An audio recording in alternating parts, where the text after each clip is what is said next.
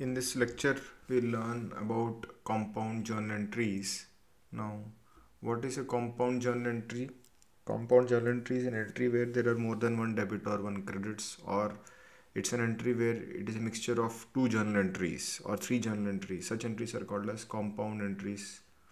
Now, we'll try to take up some examples here.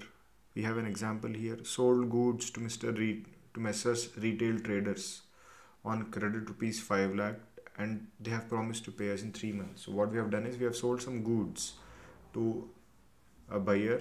His name is Messrs. Retail Traders, 5 lakhs, and they have promised to pay in 3 months. So how do you record this in the journal of the seller, the person who is selling it? How is he going to record it in his journal? The entry would be Messrs.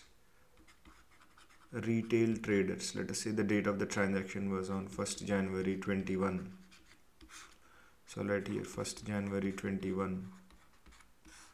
Messrs. Retail Traders account will be debited rupees 5 lakhs. I'll credit sales account because it is income for the business, rupees 5 lakhs. I'll write a small narration also. I'll write being goods sold on credit to Messrs. Retail Traders. So this is how I record the journal entry in my journal.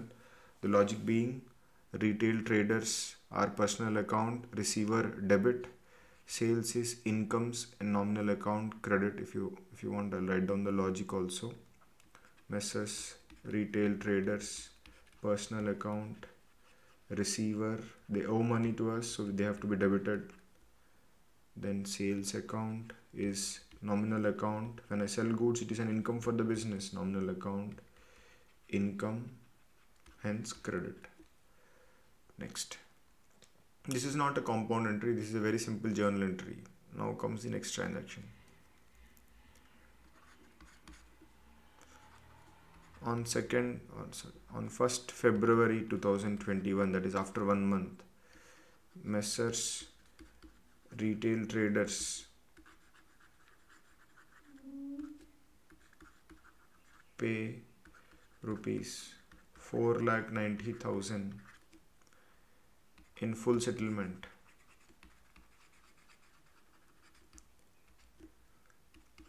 They are allowed a discount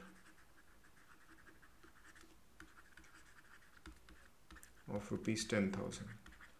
So what the retail trader is doing, he comes to you on 1st February 2021 and he says, I'm ready to make the payment to you.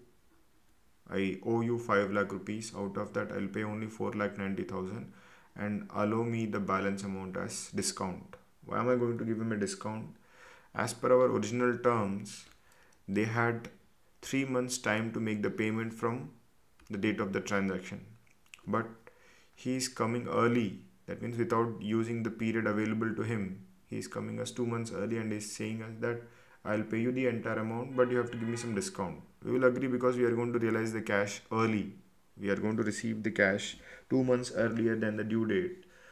See, it's a very simple choice. Either you wait for 2 more months and take the entire full amount, or if somebody is ready to pay you the money early, it is better to give them some benefit and take the balance amount.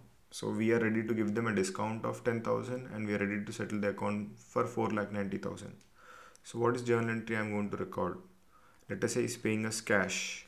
So I'll write cash account debit 4,90,000 and I will credit Messrs. Retail Trader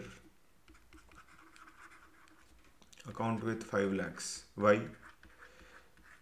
The answer is, if I don't credit Messrs. Retail Trader account with 5 lakh, his account will not get settled, because in the first journal entry we have debited his account with 5 lakh. Unless we credit his account with 5 lakh, the account balance will not become zero. If you don't credit it with 5 lakh, the account will show that there is a balance of 10,000 which we can demand from Retail Trader. So that should not happen. He is paying it in full settlement. So we have to close his account by crediting the account by 5 lakhs.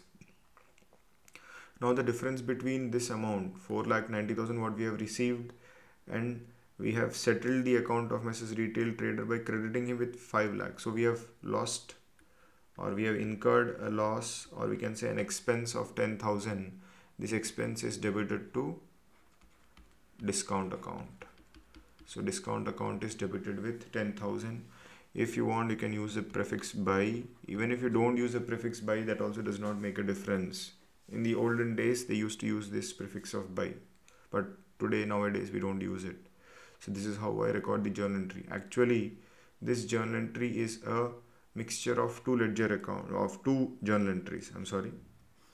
This journal entry is actually a mixture of two journal entries. The two journal entries are cash account debit 4,90,000 to Messrs. Retail Traders 4,90,000, and one more entry, discount account debit 10,000 to Messrs. Retail Traders 10,000.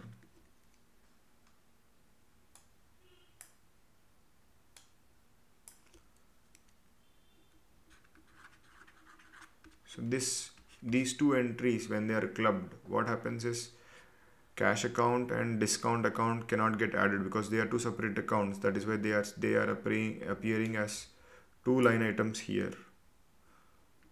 This is the debit side, this is the debit aspect, and this is the credit aspect. But if you press, or if you can add these two things, because they are same accounts, so they get added, and we write here 5 lakhs. So I hope you understand. This entry is a compound entry because it is actually a addition of two journal entries. Okay.